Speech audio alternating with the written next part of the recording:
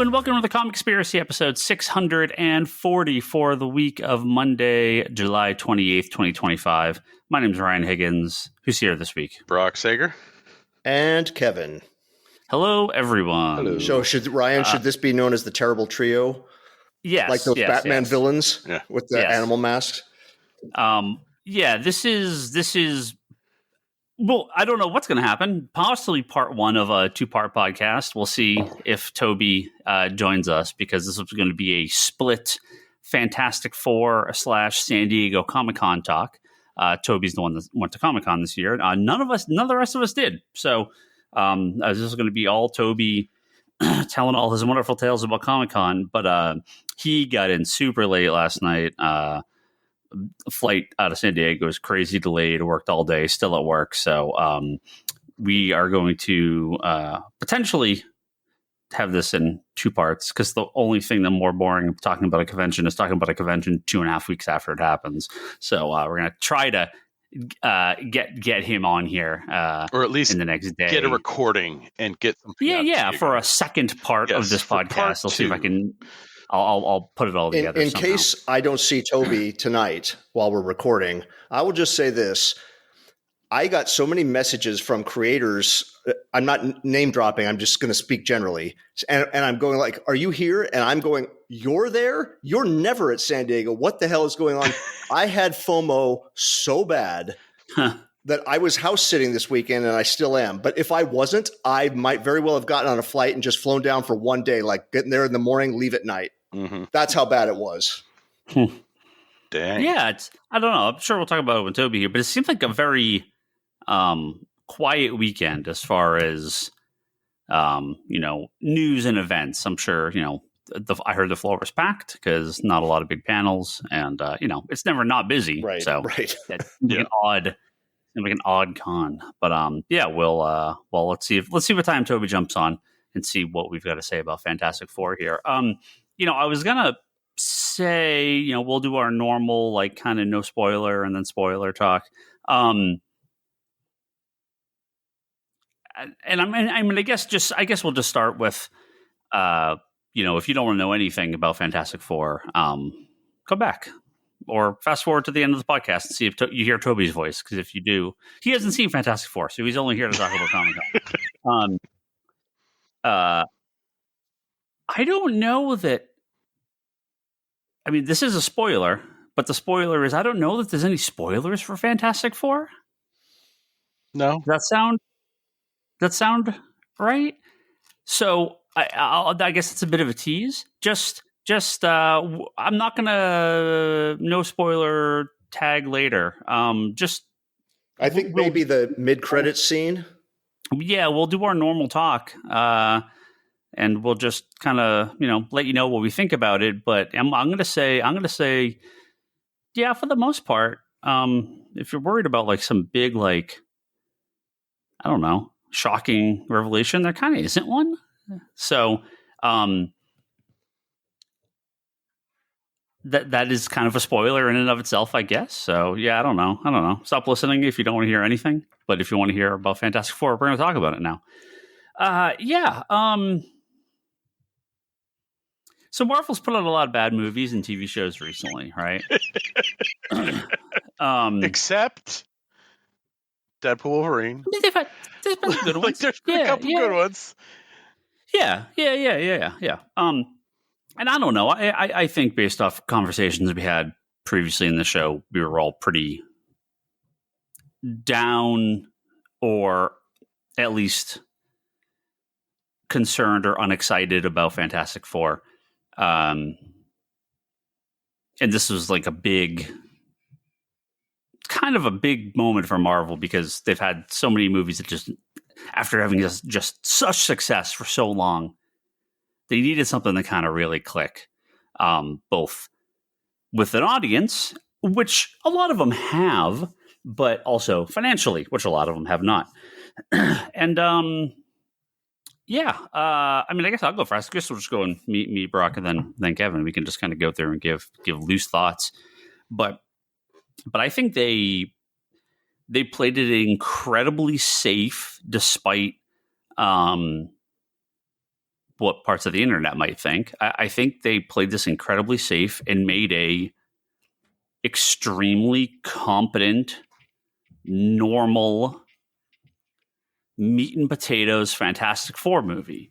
And this is something that Marvel has, in the later phases, just failed to do time after time after time. Every one of their movies has to have some wrinkle or something they don't want. They don't want to call them superhero names. They don't want to be in costumes. They don't want to have supervillains. They don't want to have powers. Like this has been just Thunderbolts. I don't think the only time they ever call themselves the Thunderbolts or call a character by a hero name is when they're making fun of Red Guardian, right? Like they don't want to make a superhero movie anymore. This feels like a Disney thing. CW did this too. This was the tail end of all the CW shows at DC. It was like, wow, how little is any one of these characters a superhero or in costume or using their powers, right? It was almost non-existent. Captain America, I thought, kind of was like, oh, this is actually just a normal movie. It definitely had its problems, but I was like, this is just kind of like a meat and potatoes comic book story. And I think that's why it worked for me, although I know a lot of people didn't like it, but this felt more like that. It was like, yeah, this is,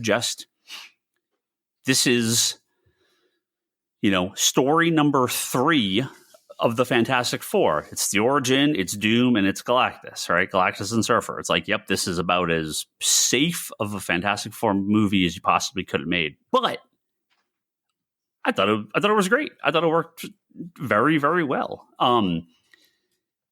I think this is the type of movie Marvel needed just to get people back in to see a movie, get people excited, maybe for what's coming. I don't know if they will be, but I know what's coming is not what I want.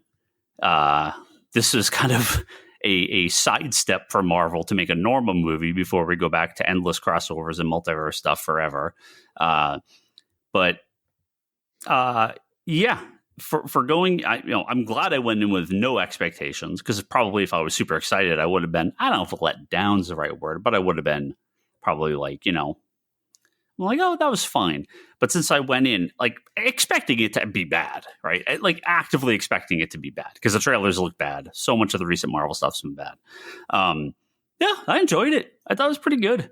Didn't try to reinvent the wheel. It was about as normal as you could get, and that's what I think Marvel needed. So, we'll get into, again, I don't know that there's a lot of spoilers, because this is about as, they combined a few elements, but it kind of is just like a normal story that if you know the comics, every beat that's going to happen during this movie. So, including the post-credit scene of what's coming. So yeah, I don't know. It's kind of worked for me, and I'm now going to be even more disappointed when we get 7 more multiverse pieces of crap that just, it's a bunch of fan service, but it's not a good movie. So we shall see. Brock, what's your thoughts? Oh man. So I went again with my kids. My niece was not there. We couldn't get her a seat, even though she was back in town. So I took my kids, and like sitting down and watching the movie, I was, right off the bat, like, okay, they are changing something. This is different. Okay, cool, fine. Because of the universe they set it in. And then it was just like you said, you kind of saw all the beats coming, and it was just, stuff wasn't really a surprise, but it was a good telling of the story, so you were engaged in the journey. It felt like kind of, very, very stripped down, very, very basic, which I liked. I also liked the blend of, kind of taking that, futuristic era of Americana and kind of just going with it for this one and kind of making the Fantastic Four part of this, Jetson-like world, but not completely. It's still like grounded. Yeah, I'll talk more about the retro future stuff in later.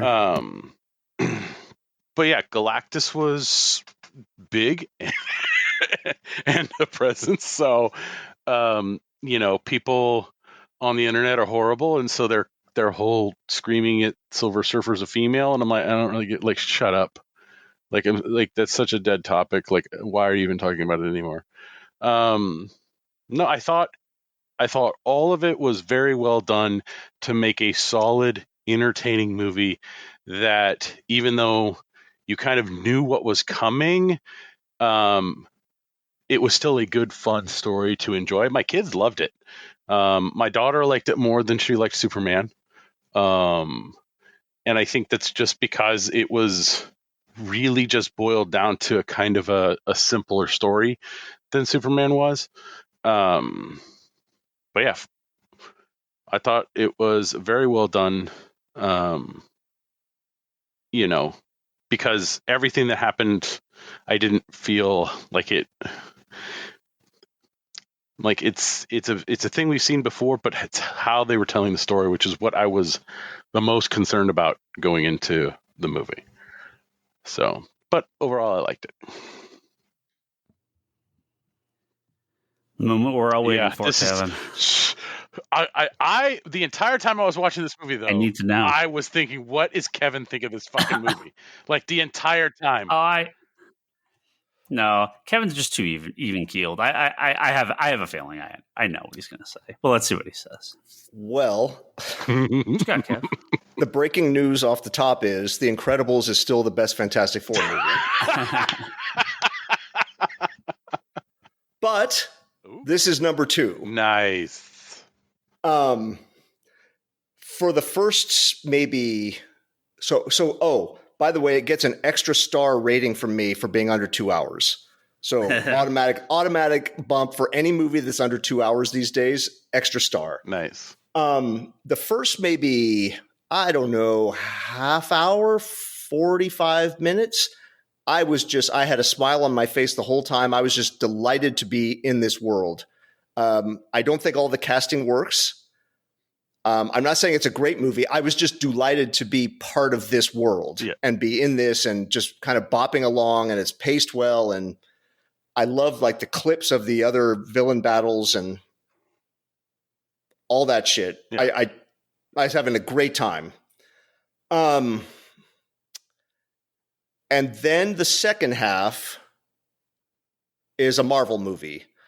So I was enjoying that significantly less. And my thought was, it took Stan and Jack 4 years of comics to get to Galactus. They had a lot of good stories in the meantime before they got to Galactus. It's like, this really should have been the second movie, not the first. I know they're in a rush to get to Doomsday, but this should... I just couldn't shake the whole time. You start with the pregnancy, spoiler, and that's in the first 5 minutes of the movie. You start with the pregnancy, then the whole world is at stake. It's like, let us see them just as a quote unquote normal team first. Let us just get to, I don't mean show the origin. I mean, let us get to know them and the dynamic, then throw these crazy curveballs that they've never seen before. So that part wasn't awesome. And when you have, civilians fleeing in the streets as a massive world-ending threat, it's just like, oh, are we really doing this again? Galactus was cool. The Surfer was fine. The Surfer being a man or a woman was irrelevant to the character, so I don't even know why anybody would be bothered. Yeah. It doesn't matter at all. Yeah, she was... the story was exactly the same. Yeah, it would have made literally no difference. Yeah. So overall... Oh, I don't know. Shit, you guys. A B, maybe. Oh, he's not out. He is not out. No, I didn't hate it. I can't imagine. I can't imagine somebody hating it. It's just so. It's like a big, goofy puppy dog that just comes up and wants to lick your face. It's just so wants to be loved. How could you hate it? You may get a little tired of it, which I kind of did, but. Well, this was probably my biggest, concern coming out of the movie. I'm like, that's a great movie. Too bad we're not going to see another one of those. Right. Yeah. Right.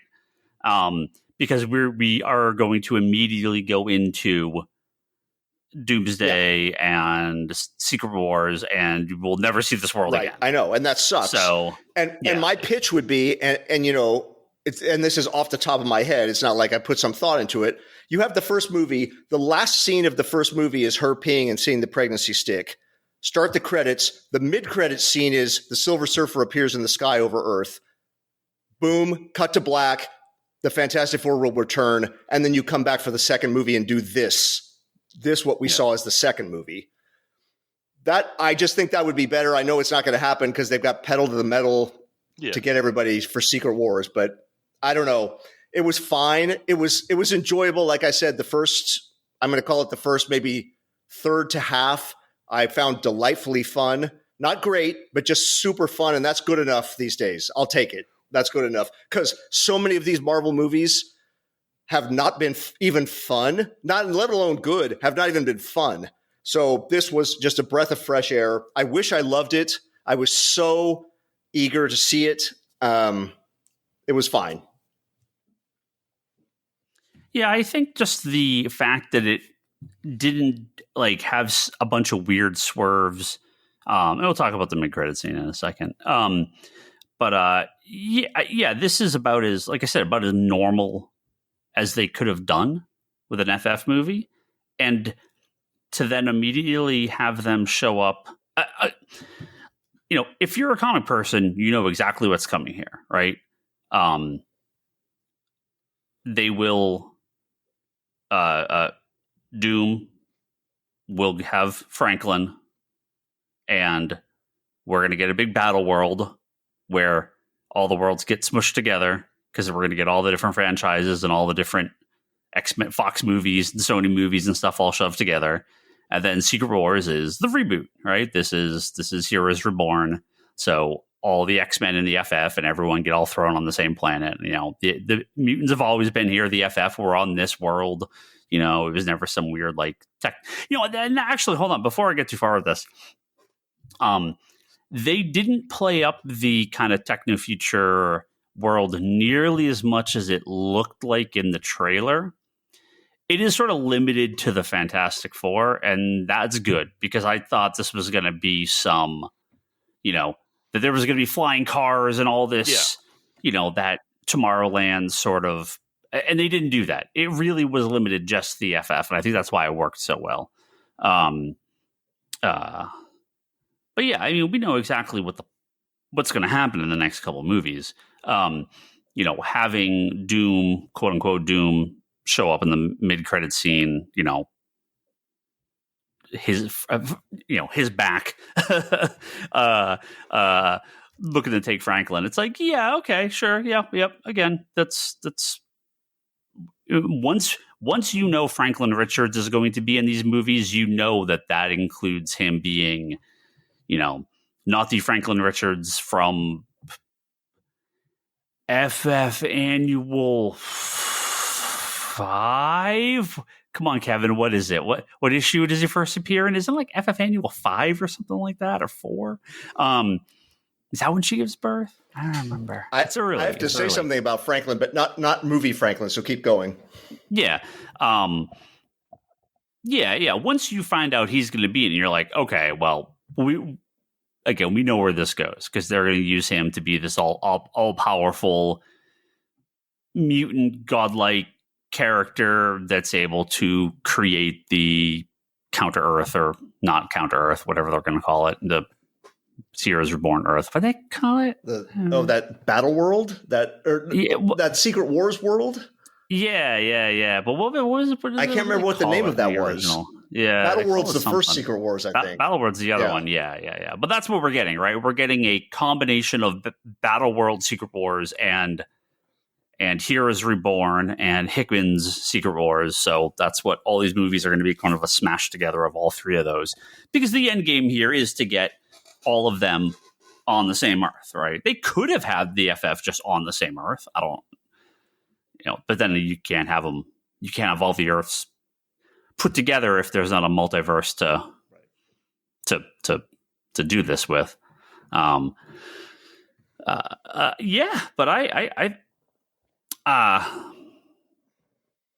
there was a bunch of stuff that I don't want to say shocked me, but I was very pleasantly surprised. Ben's not Ben. He's not Ben Grimm through 3/4 of the movie, right? Oh. Once he's a thing. Yeah. He never comes back, right? They never go back to him being human, which, in every movie they want to have, the human in front of the camera as much as possible. Hey, we got Thing Beard. Yeah, that was I liked fine. It. I was like, represent, Yeah, whatever. Johnny was not like a douchebag, but I feel like in a lot of, especially Disney's going to, neuter more sexually, empowered characters, and he's definitely a bit of a male slut. They sort of play that up a little bit in this, maybe not as much as in the comics, but they he definitely is not a Ken doll in this, which was good to see. So it was great. I had no fear of that. I figured they were gonna, that she was going to kind of be, especially once you find out Franklin's going to be it. I figured she was going to kind of be the main character. But Reed,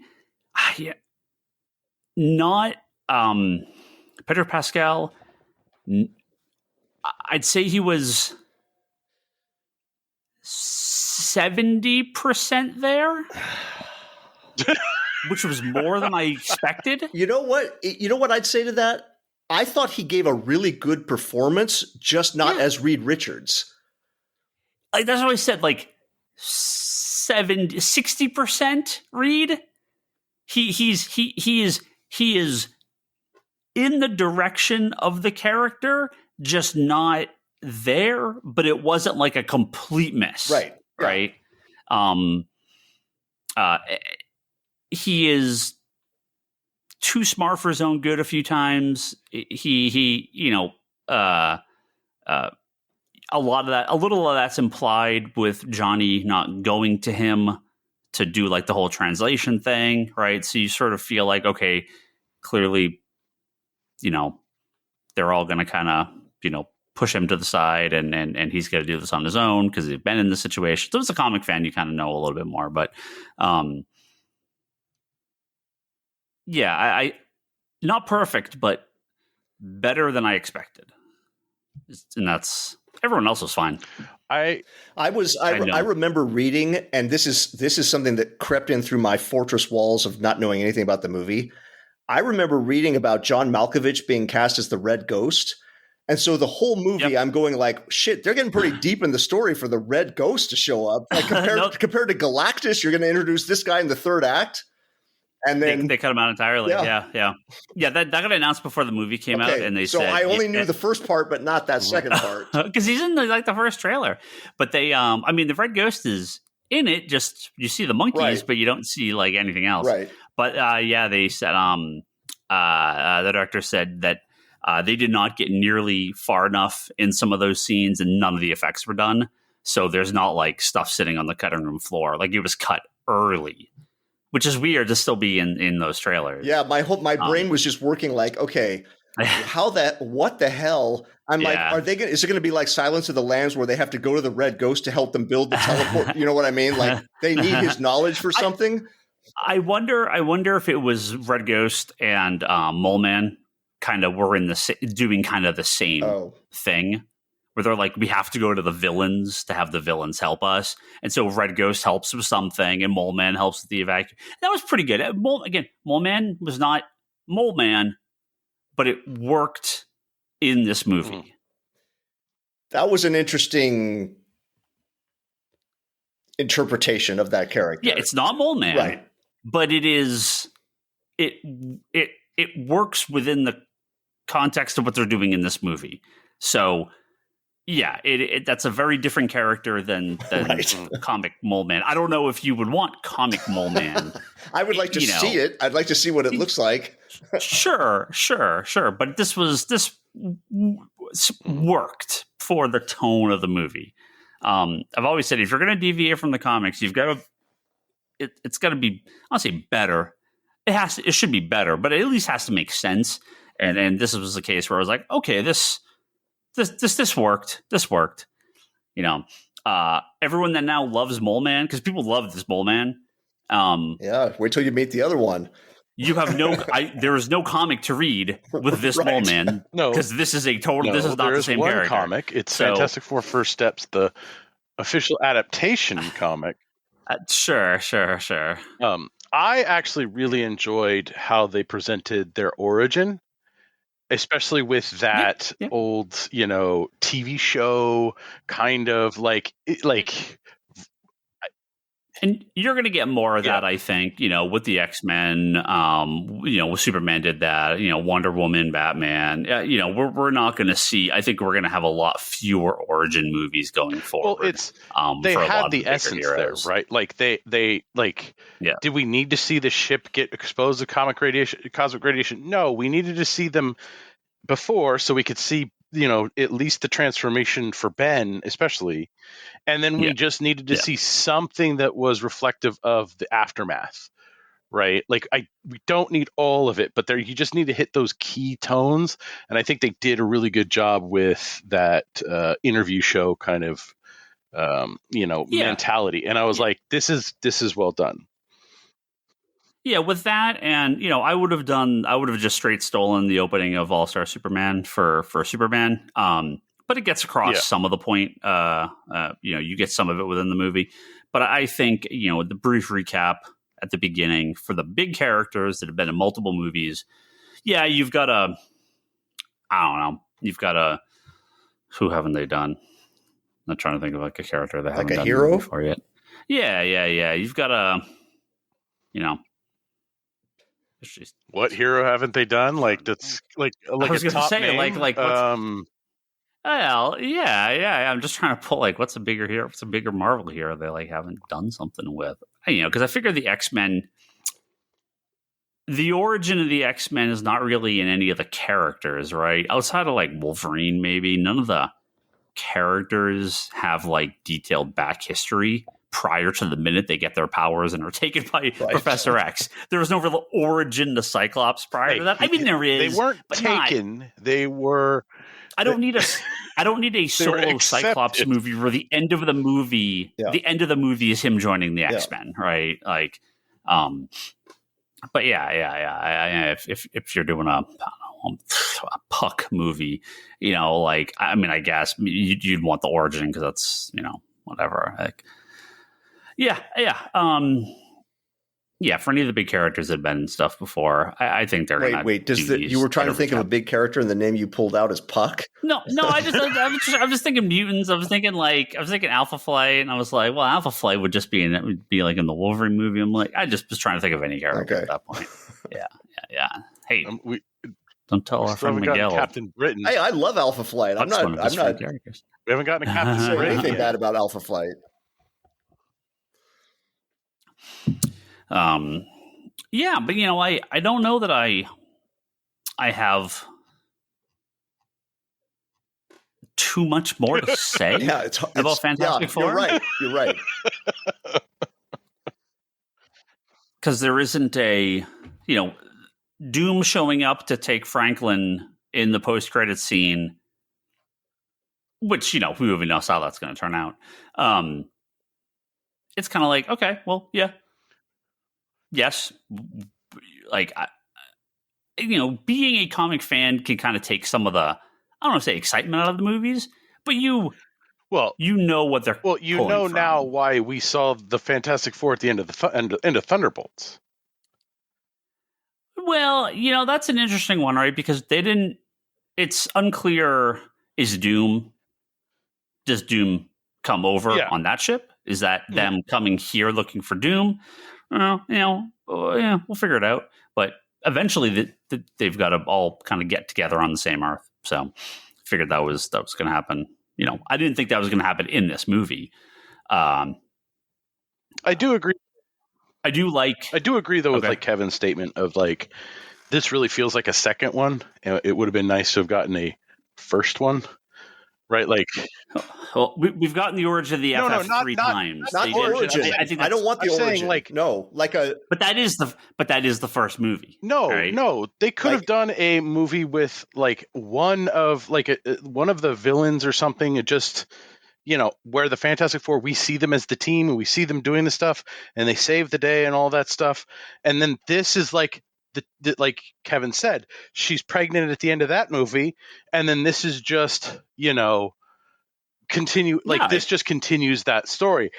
It's I'd prefer the further adventures of the FF on this world as opposed to them coming over, because I think everything in this movie changes their status quo. The pregnancy, Galactus, and then Doom at the end. I want to see the status quo first and then change it.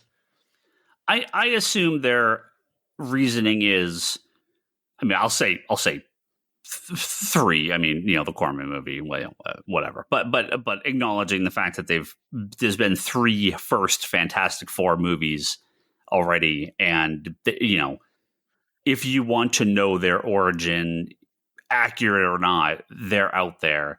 It does feel like every Marvel and DC are both in the position of like, we gotta just go for it. We can't start at the beginning with all this stuff and build up over numerous movies. Every movie's got to be a big swing. And that's again, good or bad. That's a thing they back themselves into, right? Like this continuity, connecting, like all this stuff. Like if we had gotten, I think we've said this before about other ones. If we had gotten this Fantastic Four movie, right, in 2012, separate from what was going on in the regular, MC cinematic universe, like it would have been, oh wow, right? But it feels like they should have done this post Endgame, right? Endgame wraps up, and then all of a sudden you have the retro future Fantastic Four movie. You have a blaxploitation Luke Cage Iron Fist team up movie. You get the Young Avengers. You get a kids movie. You kind of you start to do all this other stuff instead of just kind of like maintaining the normal pace. Because they said there was some interview with Kevin Feige prior to FF coming out. I think we talked about it in the last podcast where he was talking about we took a bunch of big swings. We tried to take a bunch of risk and do stuff. Did you? Because they all kind of felt the same. There was no risks in any of those movies. They were all very. Most of these movies were just the MCU house style. There was no big swing in any of those movies. The big swings tended to seem like TV shows. This felt. But there wasn't in those either. Remember, we were watching Wanda and we were all like, oh, this is cool. This is awesome. This is interesting. It's different. And then it just turned into more Marvel stuff. The first 3 episodes of WandaVision, the best thing the TV show ever did, and then they never went back to that. And the audience hated those first 3 episodes. So that's what do you do, right? But that was your big swing, and you didn't do it again. That's why I love, really, really top 5 love that first Tom Holland Spider-Man movie. Because it's just a Spider-Man story, the one with Michael Keaton, the Vulture. I know it's got Tony Stark in it. The team up. Yeah, it's a Marvel team up. I get it, but the story, not Robert Downey being in it. I'm talking about the story of the movie is not a huge swing. It's just a solid, good Spider-Man movie, and that's good enough. Or it should be. Yeah, and I think the second one. My complaints on the Spider-Man movies are less to do with the big, the third one was the multiverse stuff, but that worked pretty well. But he's Doctor Strange's sidekick. He's Tony Stark's sidekick in the first 2 movies. That's more the complaint than all the movies were. Wasn't he more Nick Fury's sidekick in the second film? Maria Hill. I mean, both Fury and but it's like they couldn't just have a normal Spider-Man movie, right? He was always partnered with someone in using their tech and ability and blah blah blah. He never kind of got to show his own, his own ability. That was my bigger complaint with the Spider-Man movies. But the movies were all, again, good to very good. Yeah, 2 is not the best one, but it's still a good movie. No, right? Like, it was fun for what it did, for what it was. It was still a good movie, right? Yeah, yeah. I think Fantastic Four maybe would have meant more with another movie around. Yeah, because then it's shocking when they get moved over. Yes, but. I don't think we get more movies like FF. I think we're going to get, Spider-Man is different because that's story movies. I think we're going to get the 2 Avengers movies. And then after that, it's the combined MCU, it's X-Men, it's multiple X-Men projects. I would assume we'll get another Fantastic Four movie just in the regular Marvel universe. And of course it'll have, they'll team up with a bunch of characters. They'll go to the negative zone. I mean, they could do some. There's so much great FF material you could do. Yeah. I'm like, they did Annihilation. Like, they could spin into Annihilation from Fantastic Four. Like, just. But guys, remember the good old days? Remember Iron Man? Remember? I know not everybody loves the first Avenger. I do, but remember the Winter Soldier? Oh, great. Remember what it was like to just have a character in a story? Yeah. Oh, those were the days. No, go ahead, Ryan. The 3 kind of classic FF stories that I think would work really well, and they can be big stories, right? One of them obviously isn't going to happen because they fucked themselves on it. Yeah. But Kang should have just been a Fantastic Four villain, right? Like, a time traveling story with Kang can get you that multiverse feel, but you're still a Fantastic Four movie. They have yet to once make a villain team up work. So the Frightful Four obviously would be great because they just never have teams of villains. The Sinister Six is never going to happen, right? I don't. Maybe we'll get whatever the. I don't know. They'll do the crime syndicate are not villains. Anything else? Like the Serpent Society is not the Serpent Society. The Thunderbolts are not villains. Have we had any villain team up? I don't think so. I don't remember any. But and they can do the Inhumans and do the Inhumans right. And that is a big. You go to the moon, you're in space, you've got a big team of characters you're fighting and then kind of befriending. There are legitimate early FF stories that you can adapt, outside of Thanos or outside of Galactus, outside of Doom. That would be great big budget movies, but and it would feel substantially big supervillain team, the Inhumans. Again, Kang. I don't know that there's any. I can't imagine they would want to deal with that. Well, they could if they reset properly, they could do Kang again. But I guess they could do Kang post Secret Wars. Secret Wars, because it just would be like, anyway, so here's Kang, not that other Kang. I don't know what the hell that was. That was the other universe. This is Kang, the actual character. I'd love to see those, right? And it's the FF have a bit of the Superman problem, right? Where it's like yes. We like Zod, we like Luthor, but there are other characters. The FF, it's Doom and Galactus. It's Doom and Galactus. Now, again, Doom and Galactus are awesome, but there are other characters they can do stuff with. But I mean, I understand them wanting to do a big movie, and nothing is bigger than Galactus. So. You forgot to. I know they won't be able to do it anymore, but Namor would be the other. The Sue Storm Namor romance. Yeah. They could do that if they recast and have actual Namor not Again, Secret Wars. the thing that was in. Yeah, right. That's what I mean. They could have actual Namor, not Namor, because that is not a character in the comic books. Well, the Franklin thing I was going to say earlier. Because I was thinking about this during the movie, because I think I heard this from Stan. I used to see Stan all the time at cons in the 90s. So I think this was then. He was doing a talk about the early years of Marvel and how they were basically like running just like, 6 months at a time, not knowing how long they were all going to be around, how long any of this was going to last. Because all of those were veterans who had seen like so many comic companies fold over the previous years. So they're just like throwing shit at the wall and just flying as they go. And so he was talking about, in hindsight, looking back, he felt they made two mistakes in the Silver Age, which they made because they didn't know that this was going to be something that would be still around, 50, 60 years later. Number one was having Peter Parker graduate high school, because Ditko apparently was against it, and Stan's the one who wanted to do it. And number two was... Before you get to that, I've explained to customers at the shop, like, Peter Parker ages extremely rapidly in those early years. He's like out of high school and college, graduates, and then just flatlines for the next 40 that's years. That's the point. Number two thing he said was Franklin. Yeah.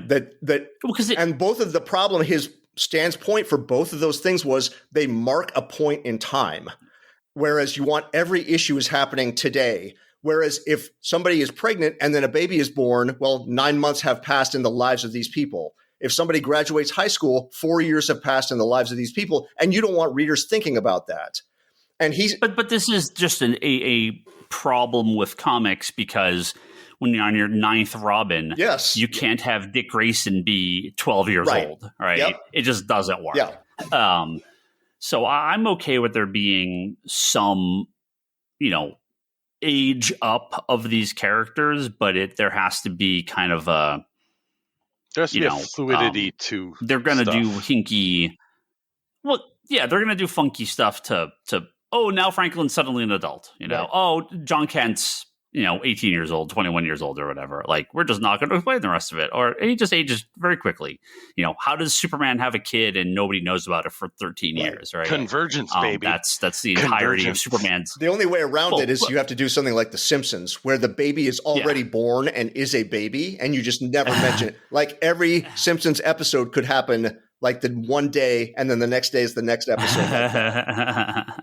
Except when you get to 1,000 episodes, you're like, wow, that kid's still like. And then you become like those people who used to write into the letter columns. Unfortunately, now the world is a letter column thanks to the internet. Whereas before you could isolate the lunatic fringe.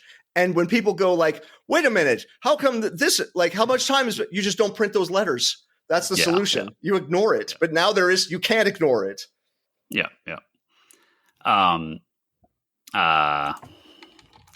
I've just had so many conversations with customers who seem incapable of I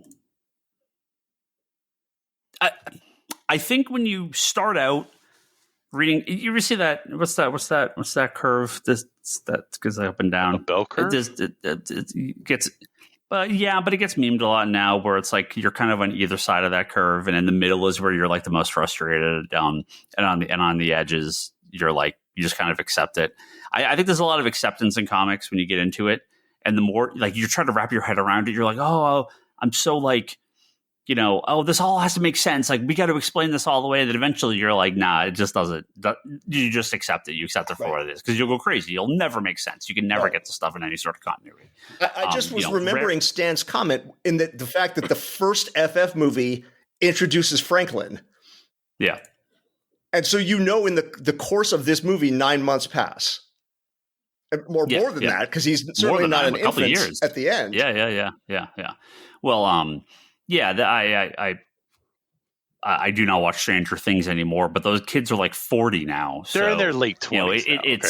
It's calm down. It's really difficult when you're one of those kids is Johnny Storm, with just kids, so you know. But I think his character died. So they're okay. How about Wednesday, Ryan? How's the aging of characters in Wednesday? Well, they casted all adults for that, so yeah, but I wouldn't know. So, Yeah. I think people should see it in the theaters. It's a good show to watch in the theaters. Yeah, it was a fun theater movie. Yep. Fun movie. I am perfectly fine with the 1.5 year break to another Marvel movie. They got a lot of stuff to figure out, and I think the next two will be big. They might. I hope they're fun. I don't know if they'll be good, but you could be fun, and not is it good. Superior That's fine. Iron Man? Which one is it? I mean, it's going to be every person that they could sign that's been in any Marvel movie ever is going to come in for a big battle world, and and Secret Wars is a reboot. So, we'll see. I will say this. I liked the mid-credit scene with Doom. I thought it was very well done. The post-credit scene was chef's kiss. It reminded me of the ending where we had it was just the cartoon intro. Where it was just that fun kind of cartoon intro. Like, fun. Okay, cool. Yeah, like, that's fine. I felt reminiscent of Captain America sitting down and saying, "Hey, champ, let's talk." Like just flashback to that thing in the something cool in the movie that we had. Right? Like, I liked that stuff. I didn't need something going, and Doomsday's coming next. Like, I didn't need that shit. Well, that was I mean, such a direct reference to the 60s Hanna-Barbera Fantastic Four cartoon, which that is really like my earliest comic memory, right? Is watching reruns of that cartoon. I'm pretty confident the first thing that I acknowledged was an American comic book was the Fantastic Four because of that cartoon. So that was fun to see because that cartoon's great for the time. Did everybody like Herbie? There wouldn't have been anything like it. Oh yeah, Herbie was awesome. Yeah, Herbie was great. The right amount, not like doesn't take up a ton of screen time, but it is actually important in a couple scenes. Herbie was great. Okay. Yeah, there was. I had basically zero complaints. If we get another FF movie, here's my wish list: 3 items. Yeah. Annihilus or the Negative Zone. I don't mean Annihilation. No. Annihilation is something they can do later. Yeah, we need the Annihilus in the Negative Zone, Sue and Namor romance, and the Thing versus the Hulk. I don't need all of those in the same movie. God forbid. Please no. You'll get Thing versus Hulk in Battle World. Like, you'll get that in that. I just give me at least if I could get one of those, I'll smile. I mean, done well. Put the asterisk on this. Done well. Thing and Hulk is happening in Battle World. And there will be Thing and Hulk trying to hold up a mountain in Secret Wars, like that. And they'll fight, and then they'll try to hold up the mountain together or something. They will. Thanks for reassurance. Oh man. But yeah. So, guys, on another tangential to this, not FF related, but going back to our last episode, I have to say, I stand by everything I said on that show, but in my memory, I think back very fondly on the Superman movie. Mm-hmm. Like, I'm not taking back any of my criticisms. I'm saying, as a feeling in my memory, when I think back on seeing that movie, I think fondly of it, and I think of it as a really fun movie that I'm glad I saw. I don't feel negative about it. I'm saying as more time passes, I feel better about it even than I did coming out of it. And I will definitely watch it again at home. Probably not in the theater, but at home, because it gives me a kind of like a happy childhood feeling, like a Super Friends episode kind of feeling. With just, big giant middle finger constructs. What? When I was talking to people at the store that asked, I was like, I had no complaint, right? I probably had more complaints about Superman but not complaints. They're like comic book complaints, not like film complaints.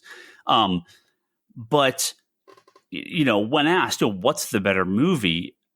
I think it's Superman without question, just because Superman it had a lot riding on it, obviously, but it was trying to say more and trying to do more. Superman had to fix the entire concept of DC movies. Fantastic Four just needed to nudge a sinking ship back upright a little bit, right? Like DC was at the bottom of the ocean. Superman had to go to the bottom and pick the entire ship up, right?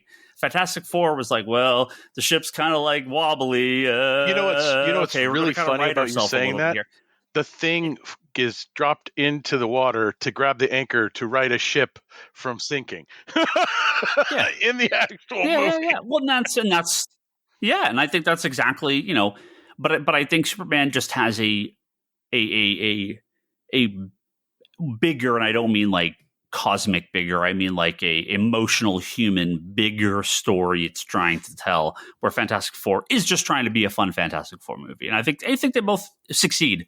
I don't need every movie to be a cultural milestone. Sometimes you just want a good movie, and I think that's FF. I think they both are that. Yeah, well, that too. I think I don't mean. I think they're both good, fun movies. I think it runs to kind of like just what you were looking for in a movie, right? Like I asked both of my kids, I'm like, after we watched Fantastic Four, I was like, so you liked it? And they're like, yeah. And after I asked Superman, I liked it. And then I asked both of them, like, which one do you like better? That you've seen. And my son likes Superman more, and my daughter liked Fantastic Four more. And I think it just depends on like how those movies hit each individual person. For me, I think I enjoyed Fantastic Four more than I enjoyed Superman, because Fantastic Four was just giving me like you said, a kind of good movie, where Superman was like a little bit extra, and I'm like, I didn't really need a little bit extra. But I think both are really solid. So it's not like it's one or the other. It's like, I think you can like both in the same breath, but have a preference for one over the other. Can you imagine if this was the summer of 1995 and these exact same two movies came out? You'd be like, holy fuck. This is the greatest summer of the history of cinema. If this came out like when we were in high school, I'd be like, dude. We have been, extremely, I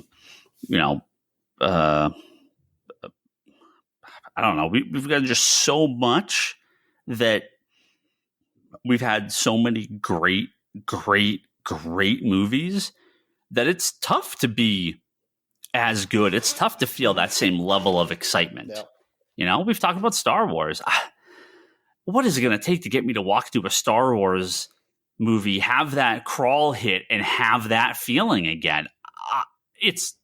I don't think it'll ever happen. Well, they have to do it in it would have to theater first.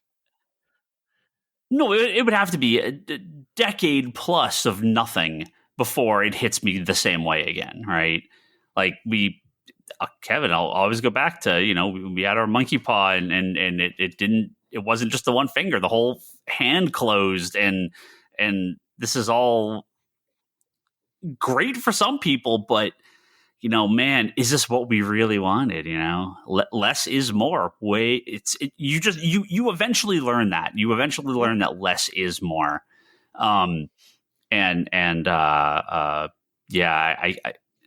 don't know how people, this isn't 5 years in. This is 20 years in of basic, just constant.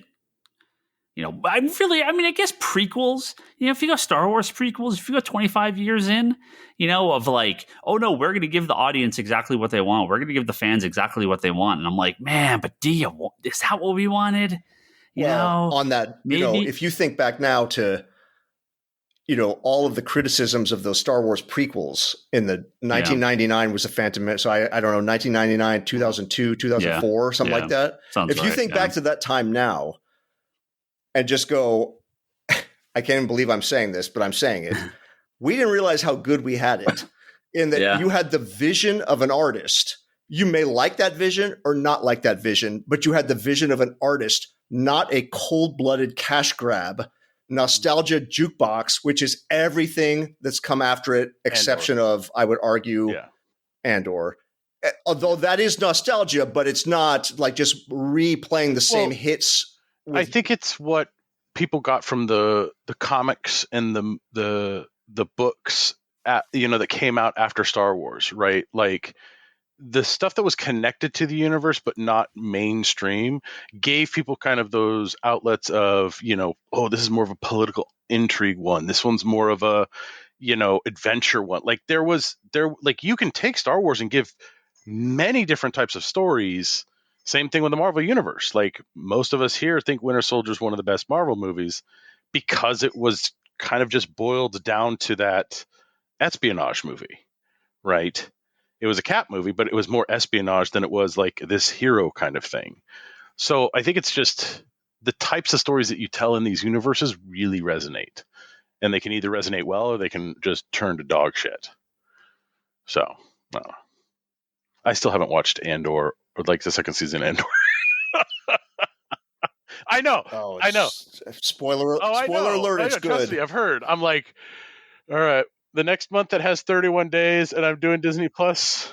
But I just mean my point in bringing all that up is give me the George Lucas vision versus the J.J. Abrams quote unquote vision.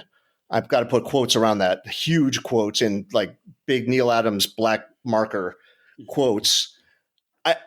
Give me something where somebody has something to say versus just this is what the fans want, and we're just going to serve them a giant platter, monkey's paw platter of all the stuff that they like, droids and lightsabers and this and Millennium Falcon, and it's like, okay, sure. And some people love it.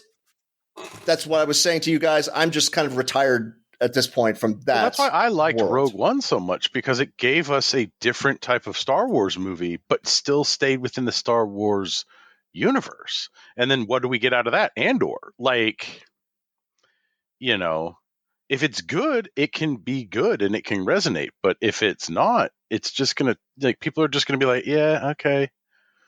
Woohoo. So my fear, to bring it back to FF, what Ryan was saying, my fear is fear. I please prove me wrong. I'd be delighted to be proven wrong. My fear is that Doomsday / Secret Wars is just going to be a giant fan circle jerk with here's all the stuff that you love, and it's all going to be on one movie. That's 100% what it is going to be. They're going to say like all those cameos in Deadpool Wolverine times 10. It's that. And Hugh Jackman Wolverine is going to fight, is going to fight Captain America, who's going to fight, Johnny Storm, and then they're going to bring in villains, and then they're going to mash it all together at the end. It's going to be the Avengers Assemble and Endgame times 100. Like that's all it's going to, because it's going to be that scene, but that's the whole movie. And that scene, still one of the best scenes in any Marvel movie because of what built up for years prior to it. But if you go straight back to it, it's like, wow, here we go again. Like that was just a the climax of years of movies. Which scene are you talking about in Endgame? On your left, when all the Avengers come out with Cap, when all the portals start opening stuff up, like you get that once. Yeah, you could do that once. Well, you know what makes that scene great? That I will argue that makes that scene great, and we've veered completely out of FF territory here, but is right before the portals open, where you have Cap alone with that broken shield and Thanos' army, and he just cinches the shield up and is like, all right, let's go. And then that's what I wanted from Superman, what I was arguing, like I wanted to see him on his own solving these problems. I just want the hero, like that's such a great Cap moment because it's so perfect. Then you have the portals. Great. Because that brings you back to that moment in the alley when he's readjusting himself. He's like, I could do this all day. And it's like, and then and then it's that buildup on your left, and you have like Sam come in. It's like it resonates back to the second movie, right? And it's a really, really good kind of way to bring about emotion and all this and tying it back together. But yeah, I don't know. I don't know if I could handle them trying to do that in a movie over and over again. Yeah, I hope it's fun. I don't know if it's going to be good, but I hope there's an actual a story that people believe in, rather than just let's back up the Brinks truck and get all these people back together because that's what fans want. Yeah, well, and of all the villains too, right? I mean, having if there's any villain that needs multiple movies to sort of be involved before the final big plan, it's Doom, right? Most villains are a one and done villain, right? Even Galactus, I don't think there's not much more to Galactus than this, right? I mean, I love the idea. You punt him to the end of the universe, the universe gets rebooted. You want Galactus to be a big threat coming to the MCU Earth. I'm totally down with that. Like, great, cool. That'll be a cool thing you could do down the road. But Doom is like, God, one of like such few villains that you're like, even Joker, Luther is always going to kind of be, Luther and Doom kind of fit similar positions, but they're always going to kind of be around. They're going to be in the background. Right. But Doom, it's going to take a little bit more than, Well, that's the thing. Secret Wars is the actual Doom movie. Doomsday is like the buildup. Because they're going to do that whole Infinity War and then Endgame. Well, Doomsday is the battle world, I haven't seen anything on that's what they say. That's what I assume. I mean, that's what they announced the cast. It's like everyone from all these random movies. You know what I wish? Do a Doom origin TV special, like a Disney Plus special with the origin of Doom. Because it's such a great character, because you've got the whole thing with him studying black magic because to bring back his dead mother. And then he's also like a super scientist. Is Marvel's best villain, period. Sorry, Thanos fans. It's Marvel's best villain. And I don't want him to just be like, oh, it's an alternate Tony Stark from a different timeline. Like, that's the most boring version of it. Remember what we're getting, though. Is this actually Doom? Right? Iron Man. This is so we have to be careful with what we we hope for. No, I'm not gonna. I'm gonna hope foolishly. Well, because that's the thing, right? It's Thunderbolts with an asterisk. This is Doom with an asterisk. Right? It's like, okay. I think one of the things that's really resonated with Fantastic Four for me was what we've talked about. Is it was stripped down and it's just a good, really bare bones movie, right? Like, simple, to the point. It got there. It was good, right? Having all these twists and stuff, like, it works for certain things, but it's been done so much. I'm just like, I'm tired. It's almost like Kevin's, you're tired of all the opposite villains, right? Yeah. So. Well, we'll see. We'll see what happens. We literally are done. Is this Toby? Is Toby here? Did Toby join us at the last possible moment? Is he asleep? Is Toby? Hello? Toby, are you there? Are you there? Well, your dog's there. That's my dog. That's not Toby. Hello? Hello? Toby? Hello? Okay, well, on that note, we're done. When Toby comes on, I'll do a new podcast in a couple days with Toby, and we'll get a bunch of stuff. Is that name a reference to Gambit? Talking about San Diego Comic Con. I don't know. But that is it. Thank you, everyone. No outro here. I'll do outro. Well, I have one thing I want to bring up. We'll get to that in a second. There's this comic book that came out with the new 52. About comic books on this podcast. And this comic book really resonated with some people, especially with somebody who works at Comics Conspiracy. His name's Marshall. And Ryan and I have had one job for years, and that is to track down a copy of Demon Knights trades for Marshall. Okay. Yeah, Marshall messaged me about No, this. he Like, got I 2 didn't and get that 3, years ago. and he Like, didn't get a copy of 1, and you put a copy on the Okay. shelf. And he's like, I one don't know. job. Put that forever. one job.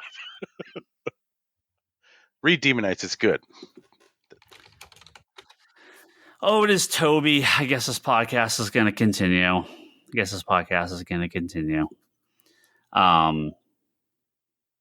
does that Kevin and I need to continue? Toby. Do we? Are you there?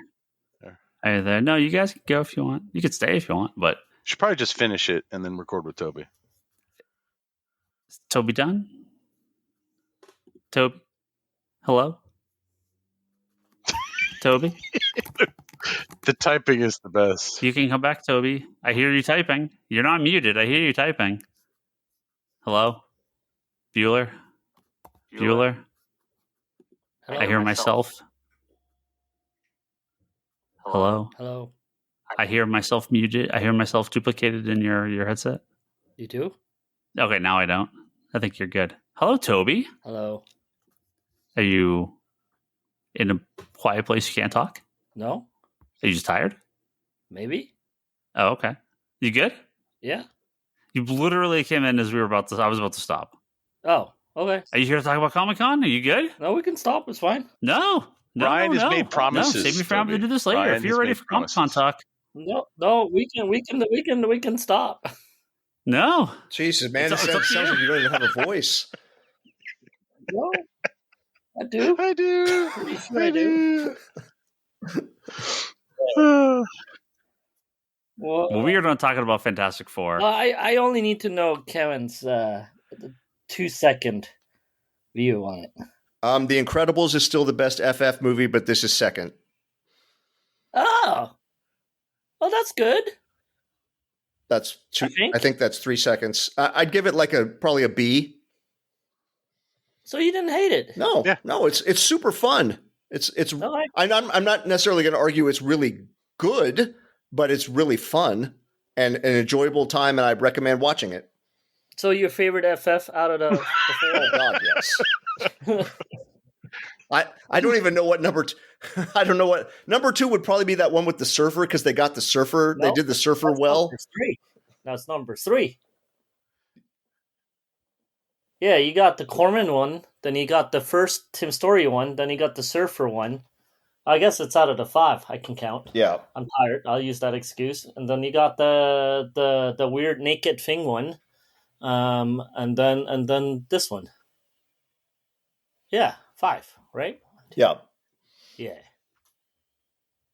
Cool. That's good. So you should see it, and I'll hear your review later. Well, I was worried because Ryan texted me and he goes, I liked it. I'm like, oh, fuck. Toby, I liked it too. I'm gonna hate it. I didn't ask you. I only said Kevin. I only said Kevin. My kids liked it. Yeah. No, hey, the crossing the line. I said Kevin. Line. Period. Yeah. All right. Anyways, how are you guys doing tonight? Good. Excited to hear all about San Diego Comic-Con. Well, you may have to prompt me. My brain is dead, dude. You got to prompt me a little bit. Like, ask me some stuff, I guess, and then I get going, I'm sure. Great radio. Or not. What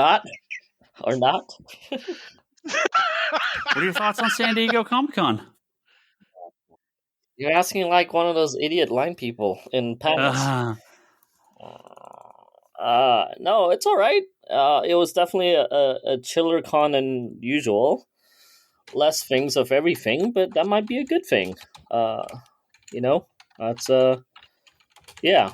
I actually don't know. I should have asked some of the artist guys in Artist Alley to see how it was for them. I'm actually really curious. Yeah. No. So I have a couple of takeaways of this year's.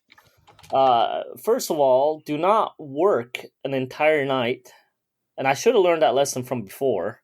But don't work a full night before the con. So I'm already one night down because I pulled an all-nighter and got to the con.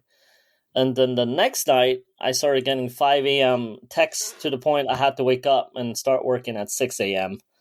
So and then so that kind of the first couple of days I was already kind of zombieing through everything. But it was still a really cool con. I mean, look, I'll be honest with you, I got almost pretty much everything done I wanted to. It was like the bizarre thing is like usually preview night I try to get all the buying out of the way. Like and usually I get like maybe halfway done and then, I use some of Thursday, Friday to kind of supplement the buying. This time, I think it was like 95% done on preview night, which is excellent. That means, I get to have fun for the rest of the week. Um, Oddly enough, Mattel was one of my big losers because I had 2 lottery 1 slot for Mattel. They're both morning slots, and they were sold out of the 2 things I mainly wanted to get at this con. So that was fairly frustrating. Um, Especially since there were mornings. Like, if I understand if it's 4 o'clock, 5 o'clock in the afternoon, I got one of the last slots and they're sold out of stuff. I get that. But if I got morning slots, like one was on Thursday and they were sold out of the Back to the Future Hot Wheel and the Jaws Hot Wheel. So I was kind of bummed about that. But then I was like, well, I got the Sunday morning slot. I'm like, how likely is that I get it? They go, it's pretty likely. And then the Sunday one, I had like a 9:30 ticket slot. And I got there right at 9:30. They go, well, we don't care about the ticket anymore. I'm like, well, that's a little weird. I'll look up. I'm like, yep, it's sold out again. So I talked to the lady. He goes, yeah, all the 9:30 people got it. I'm like, that's funny because I am a 9:30 person. And she goes, oh, why weren't you here at 9 o'clock? I'm like, well, trust me, I was trying, but the damn ticket says 9:30 on it. So what gives? But, there's real problems in the world. These are some toys. So whatever, it's all good. There's man baby problems, like life moves on. Well, every year it seems like there's problems with the just the people at the different lines have no idea. The people at the different doors have no idea what you're supposed to do here or there. So. Yeah, it's a norm. And I think that day I was even stuck upstairs. And they let this other line in. They held the mezzanine line. And about 15 minutes later, a guy comes by and goes, "Hey, we're this line is going to go for another 20 minutes, but you could just go downstairs by turning around." I'm like, "Well, you could have said that like 15 minutes ago. That would have been nice." But again, like, look, that's part of the game. It's part of Comic-Con. But that's kind of it of the negative Comic-Con stories, which is nice. Well, the other negative is lack of sleep right from the get go, and just since I didn't have any roommates this year, I decided to stay a little further and use the trolley to get in. I was in National City, and man, I do not recommend that. Well, I recommend it if you want to save some bucks. It definitely saves some bucks. Like, I was definitely happy about saving bucks, but does it take you out of the game? Because there's something about Comic-Con and being there the entire time. There's something about waking up, getting out of the hotel, and you're in downtown San Diego. Like, there's something about being able to go drop things off quickly in the afternoon. There's something about going to lift your feet up for a couple of seconds. There's something about, like, at the end of the con, throw your shit down and then go have a dinner somewhere, have some drinks, and have some fun. Like, maybe this is just the way I operate. I if it doesn't stop, I'm good to go. But if things stop in the middle of it, I get tired fast. So, going to National City, like doing a 30-minute round, like, an hour round trip, which is usually, with a little bit of a break, it's usually more than an hour. Man, energy fades fast at that point, Also, it just doesn't feel like you're at Comic-Con. Part of the Comic-Con allure is all the circus, all the hoopla, everything that comes with it, right? And if you go away from that, it's just like it didn't seem like Comic-Con for the first couple of days, right? It was I had a dinner on like Friday night and then stayed a little bit in, and then I definitely dropped things off a little earlier on Saturday night because I was like, I need to have a night, a nightlife at Comic-Con, because otherwise it does not feel like the con at all, right? So for me at least, that's part of the big allure is, well, it's one of many pieces, but it's definitely a key piece to Comic-Con that I really enjoy. So I did a little bit on Friday night, and I definitely got hung out on Saturday night, so that was cool. But staying further away, I don't recommend if you want the full enchilada, so to speak. But if you want to save some money, absolutely stay further away because it does help quite a bit. So yeah. Those are Well, it depends. It depends what your goal is, right? I mean, if you're just at the con and go back, but yeah, if you got a bunch of friends and you're going to go out every night and you get a bunch of stuff to do, then yeah, staying closer is obviously a it's lot key. better. It's So key. And even if you don't have stuff to do, I mean, I like to people watch. There's Yeah. no better place to people watch than freaking Friday or Saturday night at Comic Con because you get everything. You get everything. So that's awesome. But but if you're like an introvert and that's not your thing, then saving money is probably better, anyways. So, but look, to each his own. I hope that next year I'm back in downtown. Saving money this year definitely helped because I had some finance troubles this year, so like a lot of people. So saving money was good. But I do miss the full pizza, so to speak. The full. You could tell that I didn't eat much at this con. Yeah. Well, that's the other negative. Since it stayed in National City, the food places were not around. I had to walk like a mile to walk to like some Panda Express that was like a mile away. So yeah, that was another problem because everything closed so early. Well, early they close at normal times, but by the time you're done with the con, it's late, right? So being downtown San Diego, that helps too because you got all these night places. But yeah, that's kind of it. All the negatives. Let's move on to the positives. I pretty much got, besides the motel thing, I pretty much thought of everything that I wanted to do. And some. How do you feel the hall was? Because I know there wasn't a lot of big Hall H panels, maybe not as many big offsites. So I heard that the hall was packed. The hall felt like, I don't want to say like the heydays where you're shoulder to shoulder, but you were definitely shoulder to shoulder a lot. Yeah. So you're definitely especially Artist Alley, because Artist Alley, the aisles are so small. You were definitely squeezing through people. Remember the one time you were talking to, I think, Dan Slott, and even though it was tight, but people could still get by? Yeah. Yeah, that was not the case, man. It was, it was like shoulder to shoulder, squeezing, going around. Yeah. The show floor too is quite busy. Hall H was actually kind of fun this year because everything you wanted to do, you kind of what I did was I just went an hour early and I got to do everything. I think the only one I was kind of worried about was Tron. So what happened there was I went, I'm still a Walking Dead fan, so I went to the Daryl panel. That was cool. And after the Daryl panel, I walked out and I think I went back in for the Stephen King, The Long Walk panel. And I think I was just kind of going to gauge how full the room is, and it was pretty full. And I was like, well, I guess I'll stay for Predator because I know there's a lot of Predator fans. And then after Predator was Tron, and I think that was the right decision because one of my friends had tried to come back in, she couldn't make it back in, but the Tron panel, wow. I mean, it's been a while since I got the full Hall H effect because back in the day, even though we had to wait and got in. I never got the Avengers lineup announcement Hall H panel, right? I never did the crazy Hall H ones because to me the wait was not worth it to see people far away that I could just see on the internet later. I rather go do things, right? So for me, it was never worth it to quite lineups those guys stayed overnight, they camped, they go in to see this panel, which is awesome. I think that's awesome. It was just never for me, right? But this one was the first time I got to see the full major production kind of stuff. For the Long Walk, you had a kind of a drill sergeant come out with a megaphone and address the crowd, and then the panel started. For Predator, they had a full Predator intro. They had a smoke machine go off, and then the laser popped out looking at the crowd, and you had the what's it called? The Predator look on the screen where it's looking at the Comic-Con crowd, and that's cool. And then it faced like Kevin Smith, and you could tell it's Kevin Smith because of the glasses and the shape, and then he's the panel moderator. So I thought that was really cool, and then the Tron went into full laser show, full laser show. That was really something to see. Yeah. So that was really cool. I really, really enjoyed the Tron panel. I thought that was phenomenal.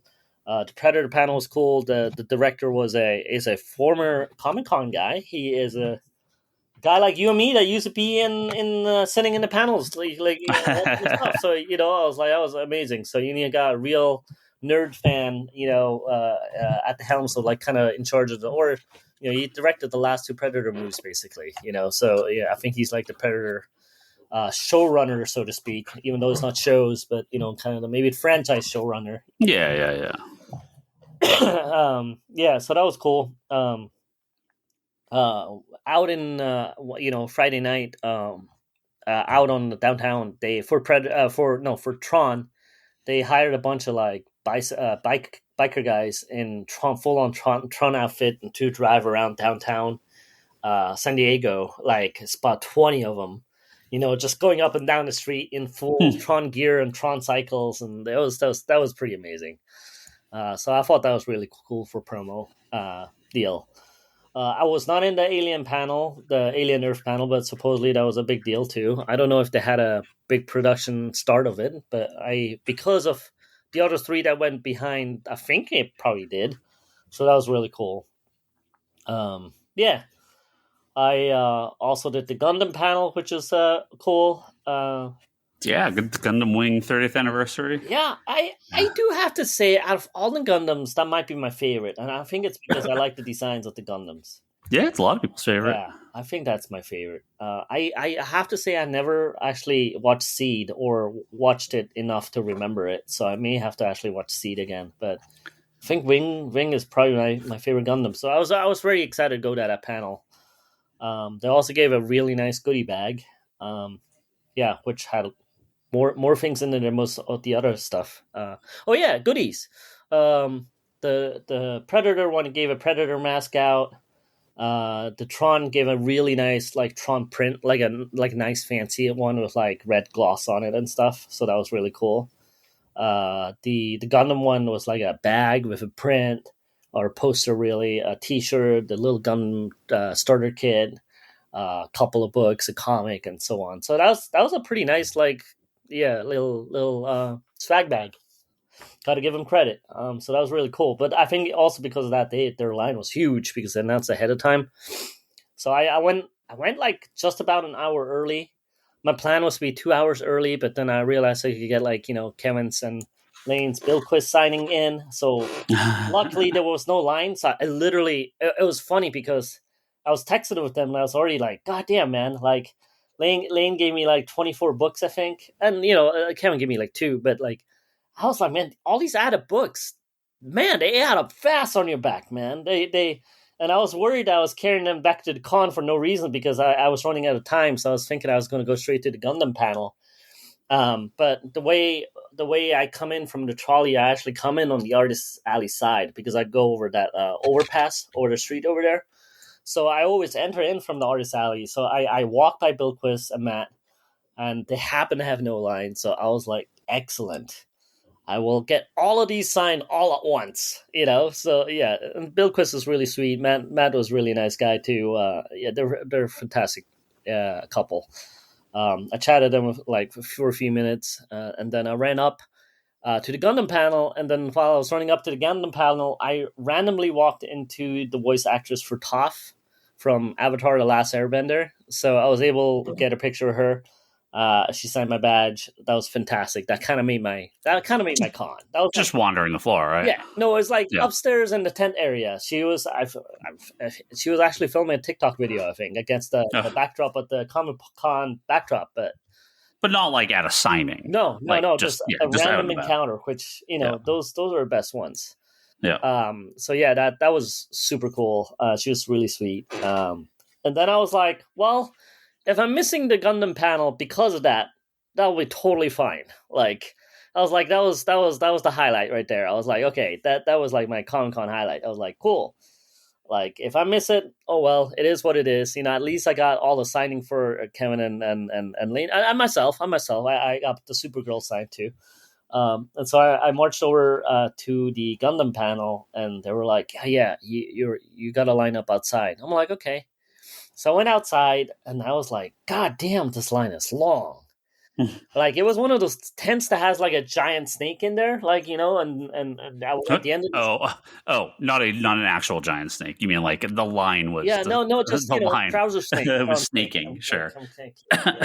No, it was a one of those snake lines. So it was a giant Yeah. snake there, right? And I was like at the end of it, and I'm like, oh shit, how this is happening? But then it started moving quite regularly. I'm like, fuck, maybe it is. So what they were doing was in the panel before. I think I got there at the tail end of the two panels ahead. Like at the so there'd be one more. Basically, that one was about to finish, and then there's one panel, and then there's the Gundam panel, right? So I originally want to get 2 hours early, but I was like, yeah, because I got to fit in the signing and met the voice actors. So I was like, okay, I was there like maybe like an hour early, I think. So I was at the end of it, and I moved pretty well. But while I was waiting in line, so many people showed up for the Gundam panel that they had to start lining them up on the other side. So literally, though, everybody walked in and was walking towards the left to go into the tent, and the security guys go, nope, you go to the right. And are you sure? They're pointing at the line. They go, yes, we're sure. The line continues on the other side, and that line got insanely large. So I made it in just as the panel started. Literally just as the panel. Wow. I was like, I barely made it in. And it was, when I got in there, man, it was like, it's not the 6 room that's small. It's the 6 room, like the room 6 that's like one of the bigger ones.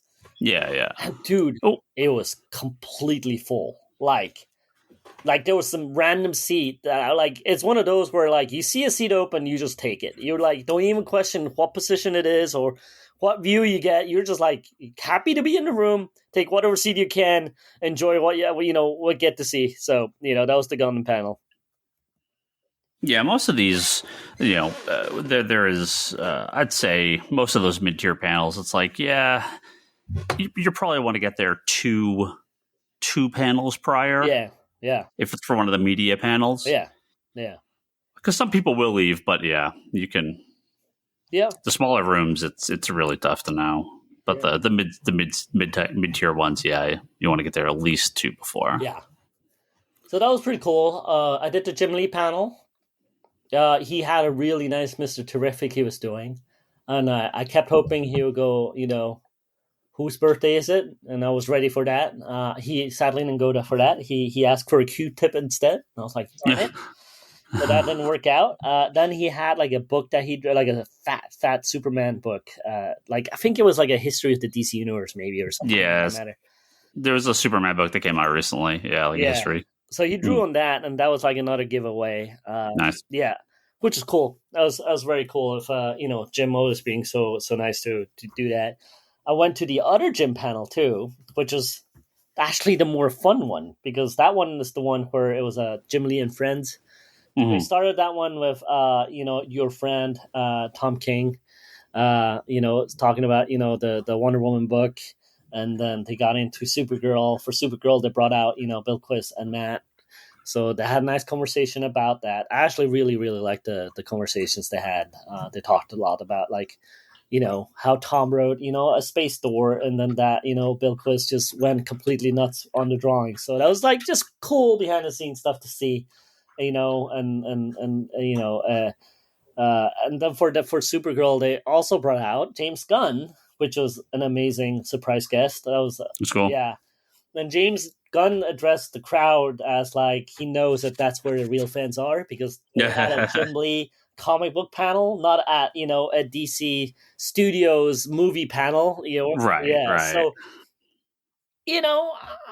I gotta give Gunn a lot of credit. He is definitely like a full real nerd. Him and Jim Lee had history of like I think they grew up in the same place. They went to the same places.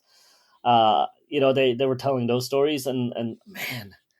It's cool to see a guy like that to go to a comic book panel and address the crowd like the way he did. So that was really cool to see. And then the comic. No, he's a real fan. Yeah, he's a real fan. You can tell. Yeah, no, he's a real fan, and then he talked about the history of it. He said his connection to his dad. Like his dad took him to a convention that was like a big deal to him when he was a kid. So it was just really cool to see. So yeah. On that one, he also gave away that book. that same like, is it a Superman book or is it a history of DC? I don't know. There was a Superman book that came out fairly recently. Okay, it's like a blue book with like a blood. Yeah. It's really big and really fat and heavy. Like he gave that one away, and James Gunn signed it too. And this is where the Superman Legacy. I guess the Superman Legacy. Oh, okay. Oh no, Superman: The Definitive History. That's what it is. Okay, not DC history, but Superman. Yeah, Superman: The Definitive History. That's really cool. But this is the kicker, man. When I was going to that panel, I walked by a condiment, like one of the the snack places, and by the condiment was like, I should really grab a ketchup and mustard pack just in case. I should just grab one. I should just grab one, and I don't know why the fuck I did not. Because Jim Lee went, who here has mustard? I was like, motherfucker. I was like, I literally thought about it, and I don't know why I just didn't put it in my pocket. Like, yeah, that was a real bummer. I was like, man, I had a real shot at that one. I really thought about it. It just didn't come together. So, it's all right. Again, it's you never know what he's going to yell out or what he's going to ask for. So that's part of the fun, right? But man, to know that. Oh, by the way, the Mr. Terrific that he gave away at his first panel, he asked for a playing card, and a guy in my row got up and go, "I have playing cards." I was like, holy shit, that's like, the one we were at a couple of years ago where we're like, the one guy in our row got the piece. It was like right next to us. Yeah. So it basically happened again, right? The dude was literally like 4 from me. The only problem was, I think he was a guy from the Philippines. His English was really bad. Jim was like, well, what kind of card do you have? And then the way he explained it, because I think he was saying like this, like the airline, how airlines give you playing cards? Oh, okay. I think he was saying the airline, and I think Jim didn't get it. And then someone else yelled it, and someone ran up, and then he gave it to that someone else. I looked at the dude's hand because he held it up afterwards, and it was just too late. And he was kind of like, a quiet kind of guy. Yeah. But he didn't yell anymore. I was like, no, man, you got to be clear. Like, yes, me, cards. Like, no explaining what airline and blah, blah. Like, too much information. Just Cliff Notes, unloud, right? So you can't mess around with that. So I actually genuinely feel kind of bad for that dude. But I don't think his English was that good, and he was a little on the quiet side, right? So I was like, that's a bummer. Yeah, but no, yeah. So those were cool panels. I really enjoyed those. I went to. Gene Yang had a sports meets comic panel that was really cool, and that was one of those really small rooms, like on the side, that has like maybe 20 people in the crowd.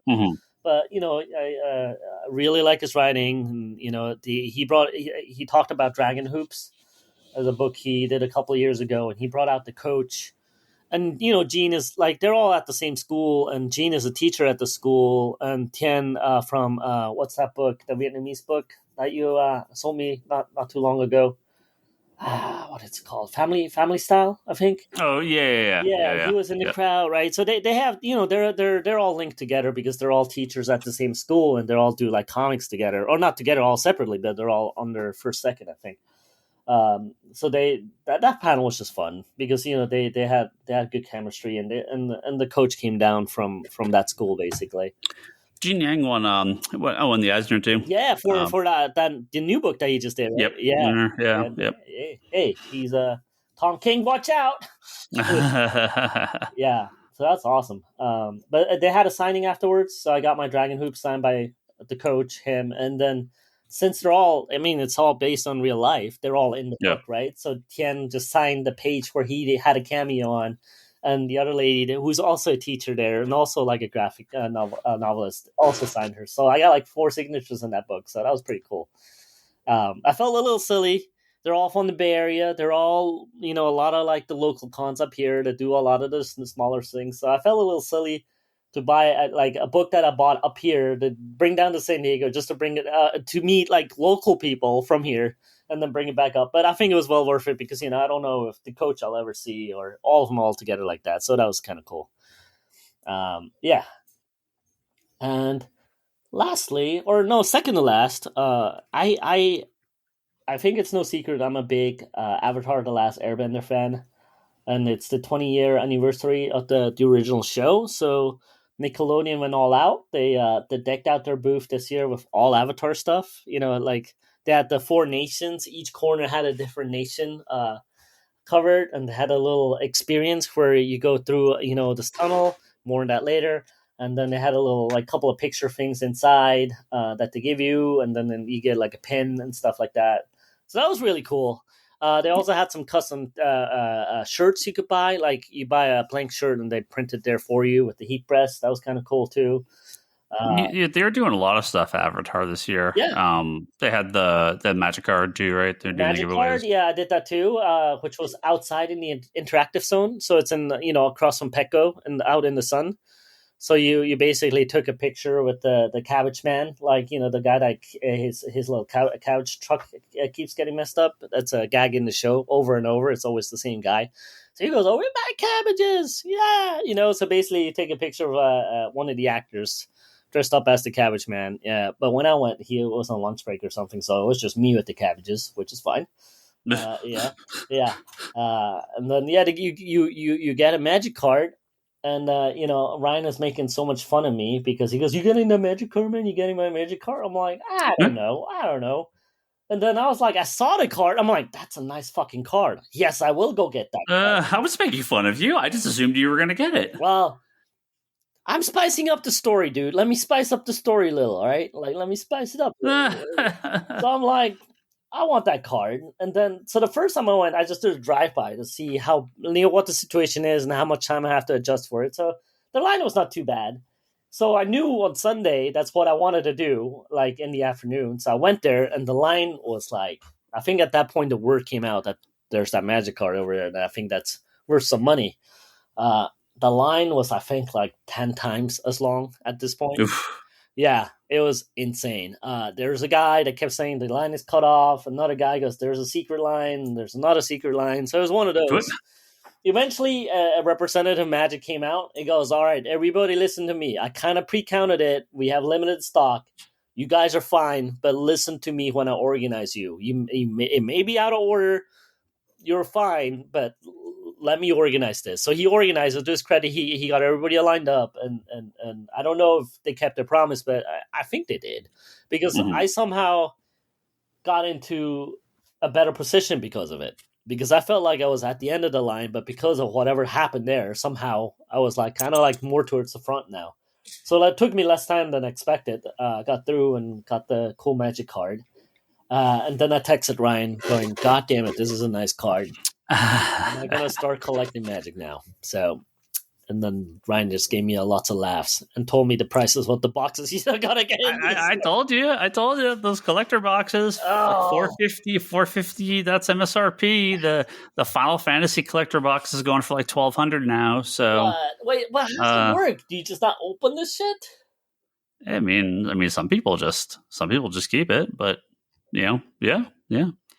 It's like the box is all rare and super rare and exclusive cards. There's no like common and uncommon cards. You're just paying a shitload more for guaranteed very rare stuff. Is it worth it? It only ever seems to go up. Fuck. All right, let's see. God damn. You might not get $500 worth of product, but then you might, I don't know. We'll see. I really like the card, man. It was like shiny. Yeah. Yeah, it was really cool. I'm glad I went for it. Yeah. And then I also did the Avatar panel, which is the highlight. Here's where I kind of, they've done this at Comic-Con for years now. Like, if you're a fan, you kind of have to pick and choose on the signing and the panel. Almost always, you cannot get both, right? Because usually the way the panel is set up, because they usually have them close to each other. So if you want to get to the panel, you got to get there so early that while they pass out tickets at the booth, you can't be up two places at once. So you can't. Yeah. I actually didn't do enough research. I didn't realize they were giving out the tickets that morning that I was in line for the panel. Had I known, I don't know if I would have done a different choice. Do I regret that I went to the panel? I not at all. The panel was super fun, and I think I wanted to be at the panel. It was a 20 years anniversary panel. They talked a little bit. They got the Aang voice actor back out.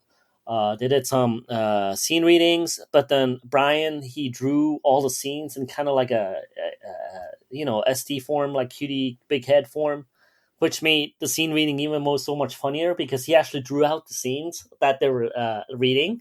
So instead of getting the actual animation part, you got like these kind of like cute version of it, but with the same emotions because he drew it all out. So it was actually kind of an amazing scene read that they did for quite a few scenes, like 3 or 4 of them. And then D, who's the voice for like the clones in Star Wars, he's the voice of like the creatures and some characters in Avatar. He was phenomenal. I really like him because at the very end they had the composer go, because they're releasing their albums now on they actually you could buy. I guess the soundtracks or the scores you can never buy, and they're all original. So they're releasing it. Because of that, they had like the guy who did the music kind of get the Chinese instrument out and they go, hey, perform a little for the crowd so they can have a taste of what expect. And then so he starts playing, and then and I think it's D. Bradley. Gosh, I need to next time I gotta get myself some notes before I start this podcast. He just starts singing "Secret Tunnel," and it's if you're a fan of the show. At some point, these characters get to like this place where they encounter these hippie dudes. They're wacky, like high as a kite hippie dudes. Like, oh yeah, you just gotta follow the tunnel. What tunnel ask? Let's get in the song, the secret tunnel, right? Like, I don't remember the words, but now the secret tunnel. Like, and then he started singing it. Yeah, it was a really cool moment. Like it's gonna be so great when Toby has 8 hours of sleep. I can't wait. I can't wait. Yeah, yeah. No, it was awesome. The secret tunnel song was stuck in my head for the rest of the till right now, man. Yeah, it was phenomenal. It was phenomenal. I thought that was awesome. Yeah. And then lastly, I went to this little panel about a museum that's going to open next year, which had Queen Latifah moderating. It had Guillermo del Toro, and it had the Asian the spaceship designer from the episodes 1, 2, and 3, and I think he did some other work too. And of course, George Lucas's first appearance at Comic-Con ever, which I find that very hard to believe.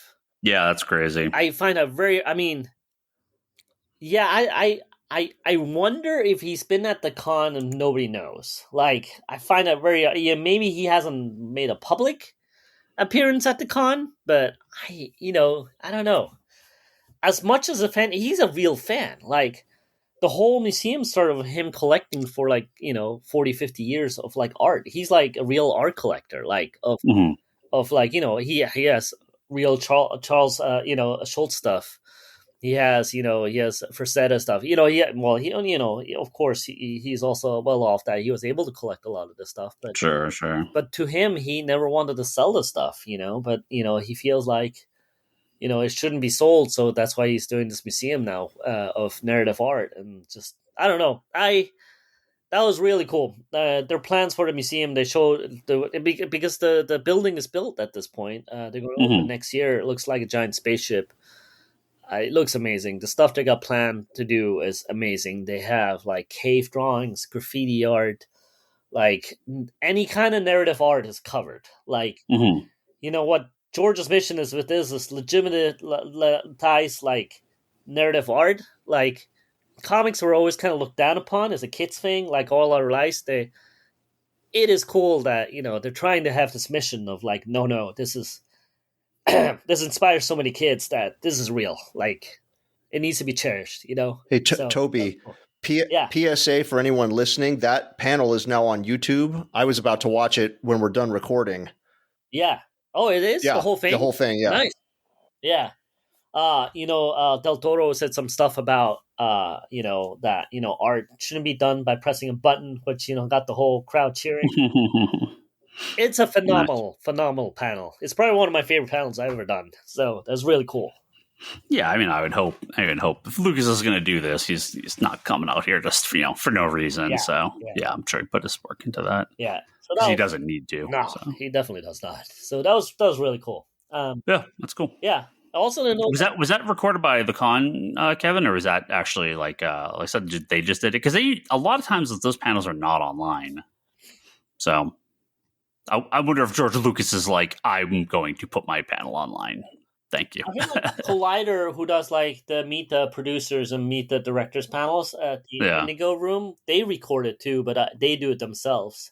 So it would not surprise me. Lucas was like, "I'm gonna do this and put it out." The channel where I saw it isn't SDCC channel, but it's some channel that has like 60,000 subscribers. So it's obviously some kind of content producer, and it may be more than one. I'm just for anybody who's hearing this and is interested in that panel, you can watch it. That's awesome. Yeah. It's I mean they were there to promote the museum, but this is the first time I'm like, no, I want to be a member of this museum, dude. This is fantastic. This is kind of the seeds of all of this. So it's really cool. Yeah. I think that kind of wraps it up. I my con buddies I usually say hello to. Philip is still there, and I said hi to Dustin and all the regulars I'm friendly with. There's definitely people I missed. I think Dennis was there at a booth working. I meant to come by and say hello. He's a fellow podcast listener, so sorry, Dennis, I never made it by. I definitely ran into Lindsay, who I was my line buddy at Severance, and for some reason we randomly like walking each other like both last year and this year. So that was kind of fun because there's like a guy I know that goes to the con because I see him posting pictures, but I have not crossed paths with him in like 10 years. It's that big of a con that like you just never see each other. And yet like some people I see on the regular. So I know West Coast Morpheus is a good buddy of mine, like from the old Legend days. He was one of my customers. He was around. West Coast Morpheus? Yeah, man. He cosplay. He's a cosplayer. If you've seen Morpheus at the cons, especially on the West Coast, hence his name West Coast Morpheus, it's probably Imani Hodges, a good friend of mine. So always hello to him. So I didn't run into him this year.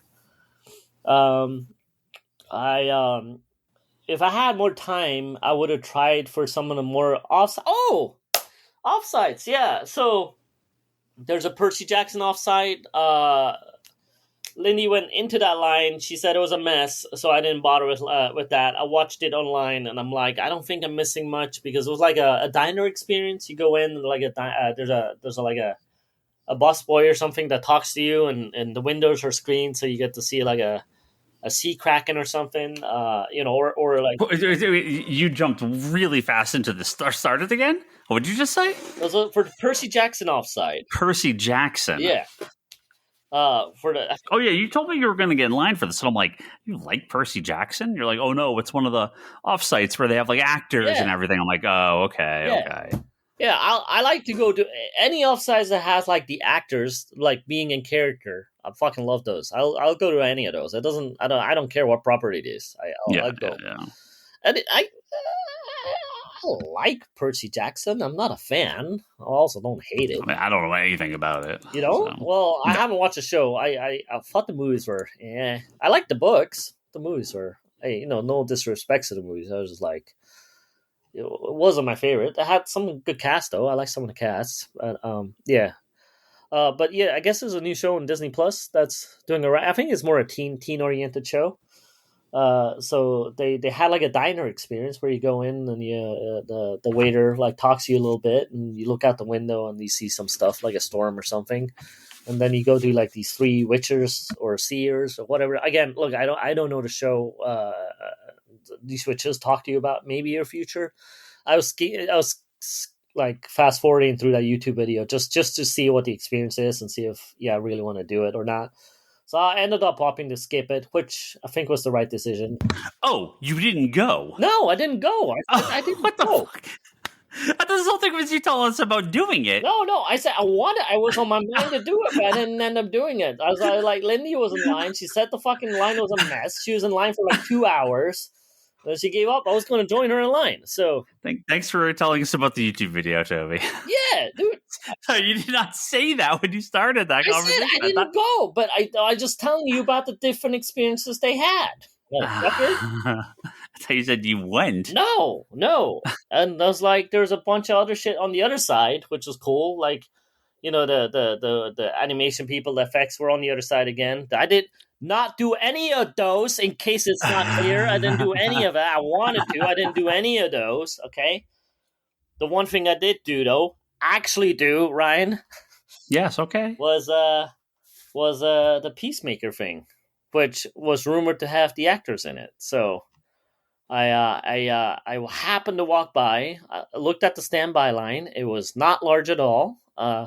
Talked to the lady in charge. She was being honest with me. She goes, "No, I think it's likely you get in if you get in now." So I'm like, "Fuck it, I'll get in right now." And it was only about 2 hours away from when it starts, which is actually kind of a mild line considered like the lines you could be in Comic-Con.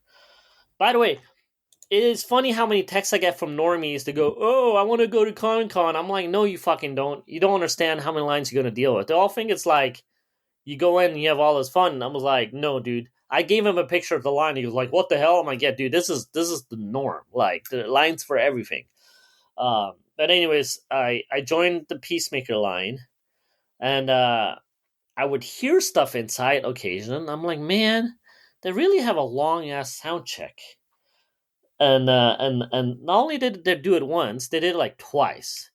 Eventually, we finally got in, and I'm like, cool. Is this going to be the special one where like John Cena's going to come out and we can't see him, or James Gunn comes out and so they had like it's basically a little dive bar atmosphere where you get a free like hard drink, like a free hard tea thing upstairs. They have a couple of punching bags. They had like a couple of the not toys, but like a statue out.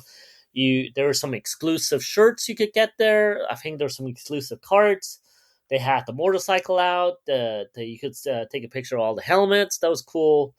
And then eventually, like a John Cena thing popped up with a lightning. Hello, Comic-Con people. You're here for Peace Fest, and out comes the musical act, and did like a short set of like 4 or 5 songs. It was really cool. And after the 4 or 5 songs, you basically have to get out. But no, that was a kind of a nice one. No actors showed up. No John Cena. And no James Gunn. But then I saw later that they were there, and I think they were in there while I was hearing the music from the outside. So they were not sound checks. I think they were actually there. They just didn't stay for the people that were outside. I guess it was a special group of people that got to go in. So good for them. But yeah, it was too bad. I was hoping that would be my crazy Comic-Con story, but it was just a normal offsite I happened to make. I glad I did it. It was fun. Yeah, and you get like a little Peacemaker mask. So yeah, that's all, folks. Did I silence you all, Ryan? I did. Oh, I'm sorry. I am here. Sorry, I was muted. That's my fault. Hello. Hi, can you hear me? Yeah. Okay. Yeah, no, I am here. Kevin had to go. Okay. But I am here. Brock left too. So just me and you, Toby. Oh shit! I bored everybody out of the podcast. No. Just not do this bit. It's late. It's late now. No. That's why. That's good. It's all good. That's why I'm here. All right. No, I'm mad. I'm sad I miss it. I definitely get a little FOMO from not being at Comic-Con. But you don't even go every year. No, I go every other year, and then I miss it when I'm not there. So I get excited to go again the next year.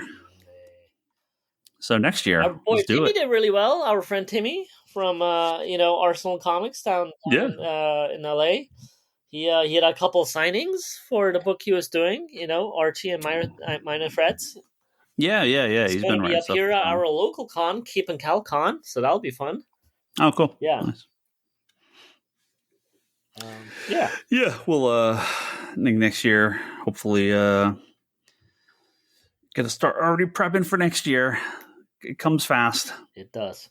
It does. It's gonna blink, and they're gonna be doing hotel reservations, hotel hell weekend, and everything. So, Well, this one I have to say, probably because I was somming through the first couple days, this one came and went fast.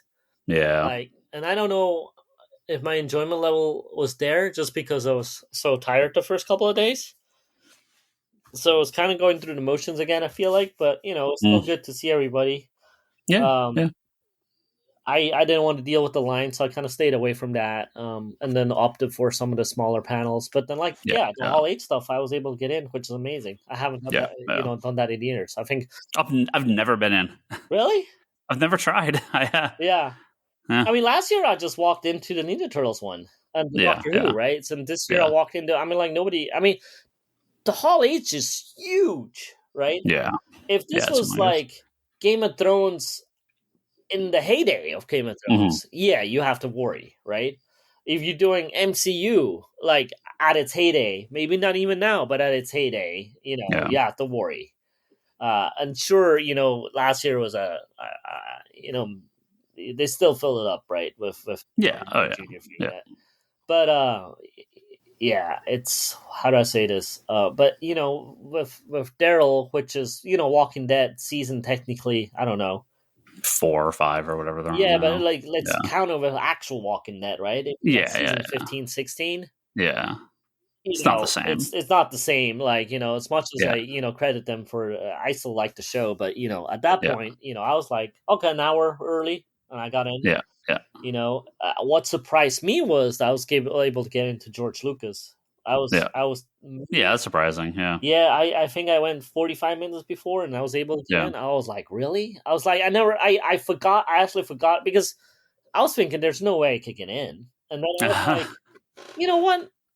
I'm not doing anything. I might as well walk by and check, right? And I got in. I was like, holy shit. So that was amazing. So I was pretty stoked I was able to do that. I think the Tron one might have been the hardest panel to get in this year. So, yeah. Yeah. Well, cool. Next year, another... See if everyone's there. Yeah. I'll be there, barring any sort of major problem. That's good. Could take a little time off, but not you, Toby. No time. Never take it off. No. I'd be worried. Do you think I'll ever say no? Like, obviously this year, when I found out I was Avatar's 20-year anniversary, I couldn't say no. Yeah. But I mean, for a lot of people, Comic-Con is their, their one big thing a year, right? So yeah, but life's got to be more than that. I mean, look, I love my nerd shit. I love my comics. I love my toys. I love all of it, retro game, like all that culture stuff. Like that culture is me, right? Yeah. But it is very expensive to go. It is not cheap. It's So I don't know. Yeah. Yeah. Yeah. Yeah. It was definitely also different without all you fuckers there. Like, no Lane for the first time in 30 years. Yeah. My buddy Nate used to be my Congo buddy, but ever since he has a kid, that stopped. And I joined Becky for a few years, and she had a kid, and she stopped coming. So but it kind of got not replaced by you guys, but you guys started coming a little more often. I felt like after that. So I don't know. Hopefully, next year we have a good outing. Yeah. I wouldn't say this year was a bad outing. It was not super. I don't want to say lackluster. It was just a little milder. And that's what I've heard. But it doesn't mean. But the hall is still just packed because it's never not going to sell out. Yeah. So yeah. All those people have to go somewhere. Yeah. So yeah. So cool. Yeah. All right. Well, that's it. Glad you had fun. Sorry your flight was delayed and everything else was brutal, but It is what it is. Welcome back, and welcome back to the real world. By the way, my complaining is, please, like it's. I don't. I mean, like I'm complaining because I'm complaining, but in the end, it doesn't matter. And once you're at the airport, you just sit there. Yeah, it's like, well, I'm just waiting. Lack of sleep is lack of sleep, and that's anyways, right? But Yeah. I was definitely like, my body's hurting right now. Definitely older. I the one night so my friend Pat, he did like he does the Olympia comics for that go with his movie, the Olympia movies. He basically takes over the Olympia factory over, I think, on G Street, and man, he had that place packed every night, man. I went there, I think, Friday night just to say hello, and the place was bumping, man. Nice. And, he had a signing there, and then the next night he had like another event there, and it was bumping again. Like it was full of people, man. That's cool. So give him some love. He does his thing. I ended up spending because again I'm not there with friends, and not to make it sound like I'm a lone warrior thing, but like I went to this arcade bar, dude. It was awesome. It was awesome. They were playing all the right tunes, all the 80s stuff, the 90s stuff, man. That place was like full of people having a good old time. Nice. Arcades galore, arcades every corner. There was it was definitely themed for the Gen Xers. There's a pinball wall. There's a bunch of shooter games. I spent quite a lot of time on the Walking Dead game. Some random dude joined me because it's a 2-player game. He'll can I join you? And then he started bumping hella quarters, and I'm like, oh man, dude, let me play for a couple of rounds too. And he goes, no, you're doing me a favor. I gotta go to this other place. So let's kill all them zombies. So yeah, it was cool. Random dude, man. We had a good old time, man. Nice. Nice. And then I went over and played some Galaga, which feels silly because I have Galaga home, but it's just something about playing in a full on the atmosphere. I don't know. You get to play it on a real console. Real arcades, real arcade, and kind of dim lighting and music bumping, and I don't know, man. It definitely takes you back. It takes you back, and I truly enjoyed spending a couple hours there. The guy next to me was playing the Star Wars trilogy game, the Sega one. It's slightly newer. That was 90s. I was like, man, you're actually pretty good. I was watching him play. He goes, yeah, it's because I have it at home. I'm like, what the fuck, man? I told him, I was waiting for the arcade 1-up version. He goes, yeah, me too, but then it never came out. So he ended up buying a real one. But then he had an arcade bar playing this thing, right? But I think it's, again, the atmosphere is right. It was just fun. Yeah, fun. There's another arcade place closer to the Omni that I didn't get to check out, but next year, man, we might have to bring some quarters or be ready to play some games, dude. Yeah. Yeah, that was really always cool. I enjoyed that. Love going to arcades. Yeah, I enjoyed that night thoroughly. That was very cool. Sweet. Yeah. All right. Well, unless there's anything else, gonna hit it. I got your Daily Planet newspaper. Oh yeah, that's right. Yeah.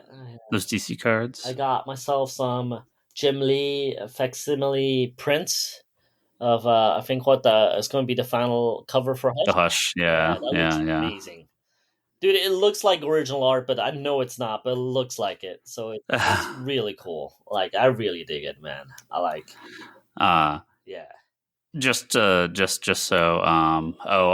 only because this came across my feed earlier today. I forgot. Did you see the Lego booth? Oh, with the Lego. Oh my god! How can I miss this? Did you see the Lego booth with the Lego Convention Center in it? Yeah. And there was a Lego. I went by there every day to look at that thing, man. That was amazing. So there was the Lego booth. Yep. In the convention center, there was a Lego booth. Yes. In the Lego booth, there was a Lego Convention Center. Yes. Not only that. In the Lego Convention Center, there was a Lego booth. And inside the Lego booth, there was a Lego Convention Center. Well, it was amazing. Also, they had Hall H with the Robert Downey Jr. reveal. Yeah. Yeah. And they had there was so many Easter eggs in that thing, man. That's so funny. That's phenomenal. That was That was probably one of their best builds. They also had their Lego booth from last year, the Blockbuster one. Oh, did they? Yeah. Oh, that's good. Yeah, That's yeah. good. No, Lego. They did well, man. They know what they're doing, man. That was Yeah, That was phenomenal last year. That was phenomenal this year. Whoever's coming up there, the ideas for that booth, man, he's doing a fantastic job. She is doing a fantastic job. Legoception. I saw someone call it. So that's phenomenal. It's very cool. Yeah, there's video of it online. You can see it. No, that was very cool. Yeah. Wow.